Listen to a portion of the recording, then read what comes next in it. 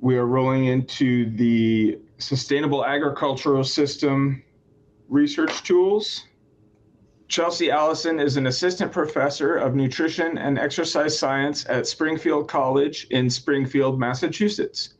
She graduated from the University of Tennessee Knoxville in 2021 with a Doctor of Philosophy in Nutritional Sciences and a concentration in community nutrition. She completed her dietetic internship in 2020 and took the exam to be a registered dietitian in 2021. Her research interests include disordered eating, body image, and diet culture through a lens of health equity and food systems.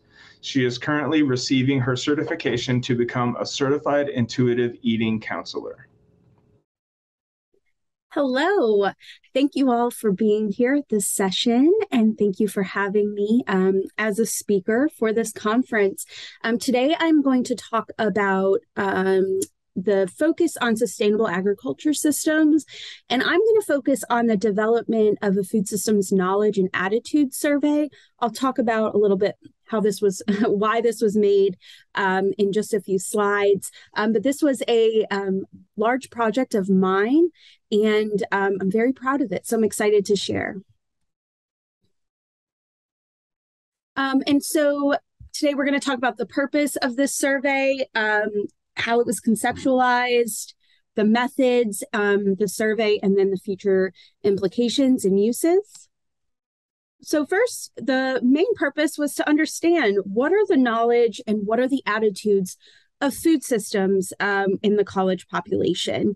And so this was conceptualized because I was creating a food systems curriculum, specifically more of a sustainable food systems curriculum for college students. And I did not have a good way to assess their knowledge and attitudes. There's really not a tool out there that does this. The only tool I found had been previously validated for adolescents and was not appropriate for what I was teaching students. And so I created this to complement this, my curriculum. However, it most certainly can be used as a standalone tool as well. So a few different methods of development. We did item generation and development. Then we collected data for a pilot sample, and then did some psychometric testing. So did some item and factor analysis, and then reliability and validity. I'm going to go a little bit fast since we only have 10 minutes, but we generated some items after quite an extensive literature review. I also was in the process of developing the food systems curriculum, so I generated items that was coming directly from that curriculum to be able to assess my students. And the two constructs that we chose were knowledge and attitudes. For knowledge, they were true, false questions. There was also an I don't know response. You can see there the scoring. And then for attitudes, we had a 5-point Likert type scale with 5 points going to strongly agree for statements and then 1 point going for strongly disagree. So we started with 36 items in for the knowledge construct and then 32 items for attitudes. Then we moved on to content and face validation.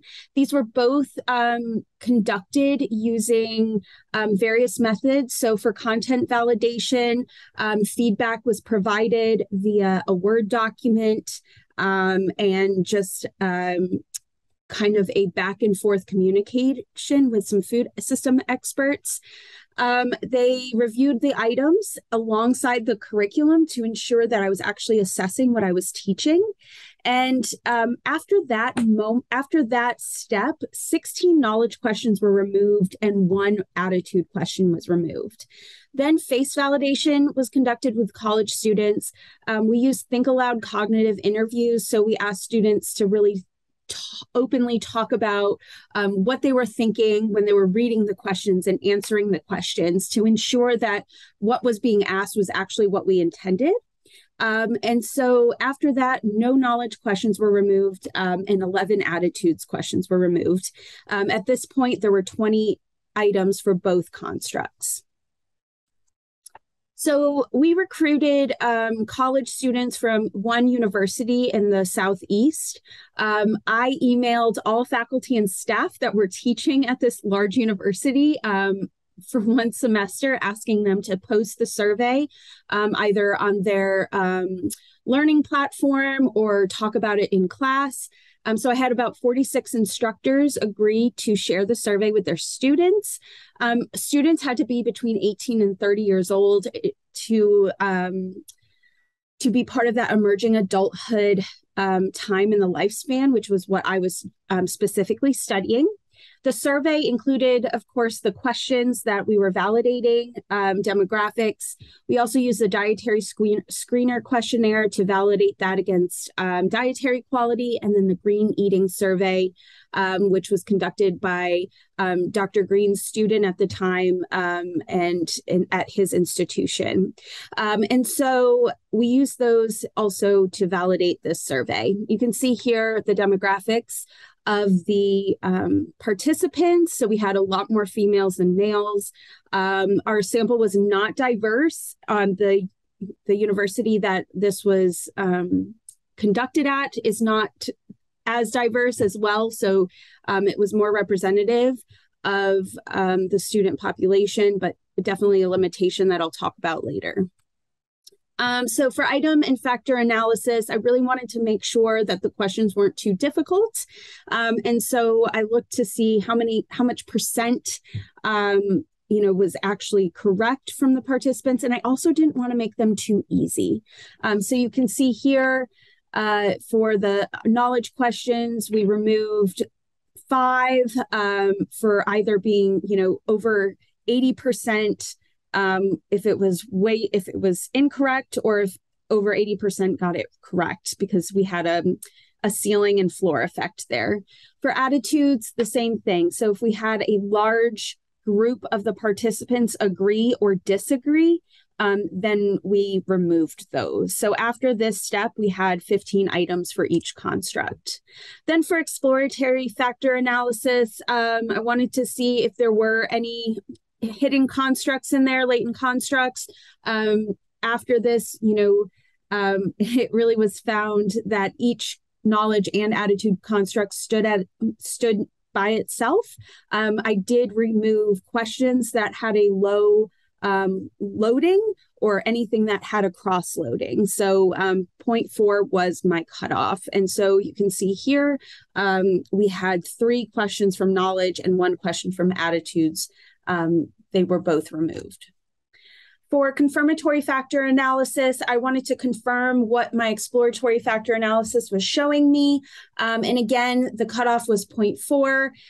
We removed some questions that did not load well, and we ended with 12 and 14 items. I then wanted to test reliability. So retest, I emailed all of the participants again.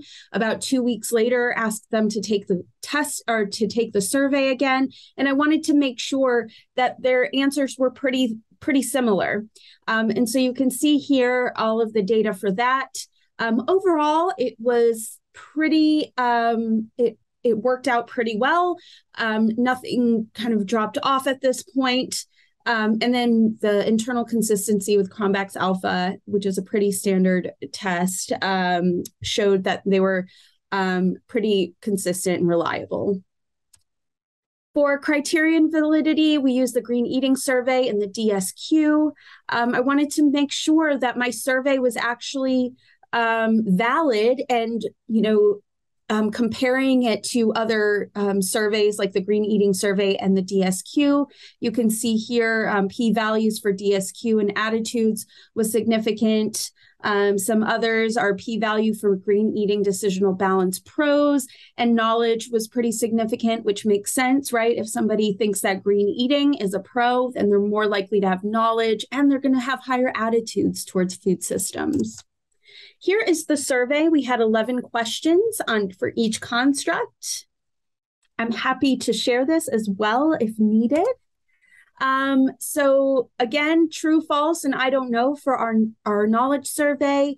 We had a maximum point of 11, and we would like we think it's appropriate to treat this as a continuous variable. Same with attitudes. The highest possible points was 55, and we want to also treat this as a continuous variable as well. Some limitations, as I mentioned, the sample was not diverse, and it was only conducted at one U.S. university in the Southeast. So regional differences may occur, and is only tested for the college population, so it is not valid for other populations. We can use this as an evaluation tool for curricula, not only the curricula that I developed, but perhaps others. It's also a wonderful standalone tool so we can understand student knowledge and attitudes, and further development and validation is appropriate, maybe for other populations or for other reasons. Please contact me if you have any questions. I'm happy to share the survey and the scoring. I appreciate your time, and I'm going to sign off to keep it under my time. Thank you. Forward any questions on to her. Her email was callison@springfielduniversity.edu.